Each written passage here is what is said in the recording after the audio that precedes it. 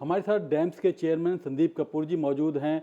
अब बात करते हैं सर, केंद्र के जो कैबिनेट के फैसला हुआ है दिल्ली एनसीआर को लेकर, किस तरह देखते हैं, कितना फ़ायदा मिलेगा भविष्य में? देखिए, दिल्ली में पोल्यूशन की समस्या बहुत दिनों से चलती आ रही है।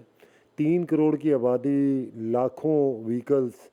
और अगर हम देखें कि ये पोल्यूशन किससे होता है, तो इसमें व्हीकुलर पोल्यूशन ऑलमोस्ट 30 से 35% जो है, वो जो गाड़ियों से निकले वाला धुआं है उसकी वजह से होता है।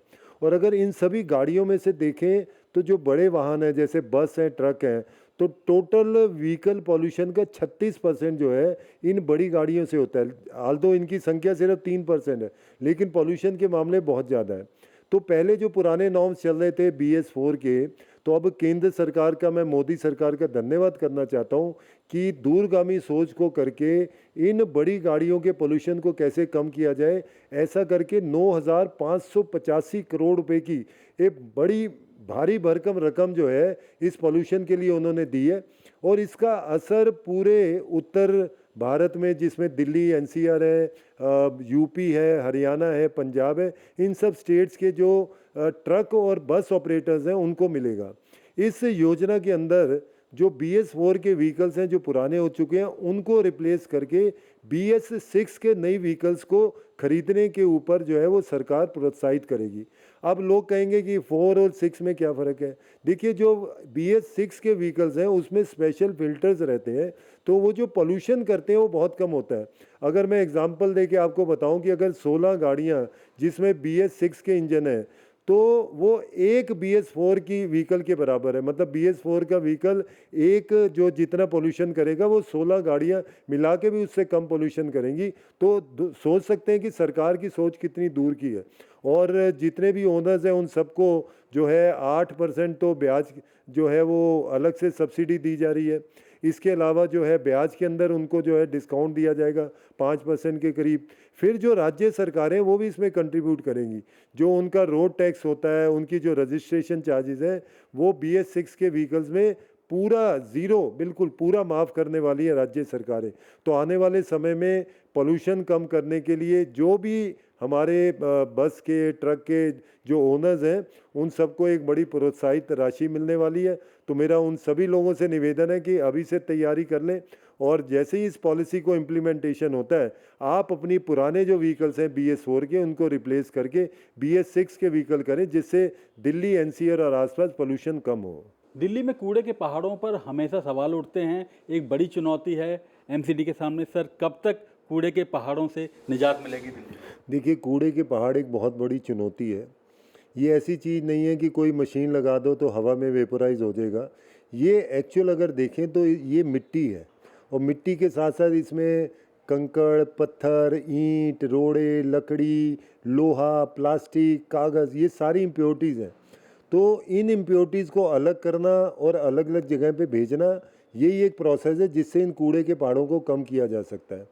2019 में सबसे पहले हमने सितंबर के महीने में गाज़ीपुर से ये प्रोसेस शुरू किया था। उस समय मैं खुद स्टैंडिंग कमेटी चेयरमैन था ईस्ट का।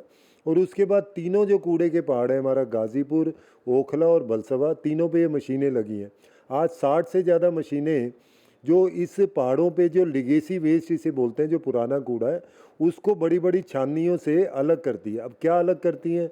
जो इसमें जो लक्कड़ है, प्लास्टिक है, कपड़ा है, जो ज्वलनशील है, उसको हम RDF बोलते हैं। वो ऑलमोस्ट 20% के करीब है। उसको अलग करके वो फर्नेसेस में एनर्जी पैदा करता है, सीमेंट प्लांट में जा रहा है, पेपर प्लांट में जा रहा है। फिर इसमें बड़े बड़े पत्थर, रोड़े, तो वो उसे हम CND वेस्ट बोलते हैं, वो भी 18-20% है। उसको हम अलग करके उससे टाइलें और रोड़ी बनाते हैं। ज़्यादातर पोर्शन जो है इसमें 60% इसमें मिट्टी है, जो कि अब फर्मेंट होके प्रॉपर मिट्टी हो गई है। 30 mm से छोटी मिट्टी है। वो जो मिट्टी है वो अलग अलग जगह पे भर्ती करने के काम आ रही है। जैसे आपने देखा होगा NH24 बना, ऐसे ही दिल्ली मुंबई एक्सप्रेस वे बना, UER2 बना, या कोई ऐसे लो लाइंग एरियाज़ हैं जहां आपको मिट्टी की ज़रूरत है। जैसे अभी बदरपुर के अंदर जो है एशिया का सबसे बड़ा इको पार्क बन रहा है, उसमें बहुत ये मिट्टी जा रही है। और मैं धन्यवाद देना चाहूँगा क्योंकि केंद्र सरकार इसमें जो है वो बिल्कुल सीधा इंटरेस्ट ले रही है, और जो शहरी विकास मंत्रालय है उनके मंत्री तो लगातार यहाँ विजिट करते हैं, खट्टर जी, और उसके अलावा गडकरी जी, हर्ष मल्होत्रा जी, इन सब का सानिध्य और पैसा लग रहा है। और दिल्ली सरकार, खासकर दिल्ली सरकार जब से बनी है तब से दिल्ली सरकार की मुख्यमंत्री खुद और मंत्री जो है लगातार इसकी मॉनिटरिंग अपने ऑफिस से कर रहे हैं। तो अब ये पहाड़ कम हो रहे हैं। जहां पहले केजरीवाल सरकार के समय पे इसकी स्पीड जो थी 8 से 10,000 मीट्रिक टन पर डे ख़त्म होता था, आज जो है 30,000 मीट्रिक टन से ऊपर की स्पीड है। अगर हम एवरेज करें तो बलसोआ के अंदर 16 से 17,000 मीट्रिक टन पर डे हट रहा है, छोटा हो रहा है।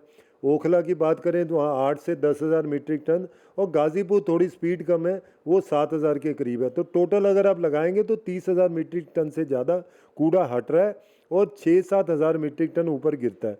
तो हटने की स्पीड कई गुना ज़्यादा है। और आने वाले समय में जो हम कमिटमेंट आपको देना चाहते हैं, जो कैलकुलेशंस है, ओखला और बलसवा के दोनों जो लैंडफिल साइट है वो दिसंबर तक जो है हम ऑलमोस्ट इन्हें ख़त्म कर देंगे।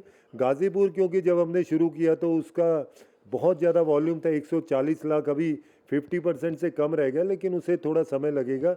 लेकिन मैं पूरी दिल्ली को आपके चैनल के थ्रू अश्योर करना चाहता हूँ कि ट्रिपल इंजन की सरकार लगातार कूड़े के पहाड़ों को ख़त्म करने के लिए संकल्पबद्ध है और दिसंबर तक 2 कूड़े के पहाड़ हम ऑलमोस्ट ख़त्म कर देंगे। तो ये थे डैम्स के चेयरमैन संदीप कपूर साहब, जो बता रहे थे कि किस तरह से दिसंबर 2026 तक ओखला और भलसवा लैंडफिल साइट को पर जो कूड़े का पहाड़ है वो दिल्ली वासियों को देखने को नहीं मिलेगा। इसके साथ ही इन्होंने बताया कि कैबिनेट का जो फैसला हुआ है दिल्ली एनसीआर के लिए, वो आने वाले समय में दिल्ली को एक अलग पहचान दर्ज कराएगा।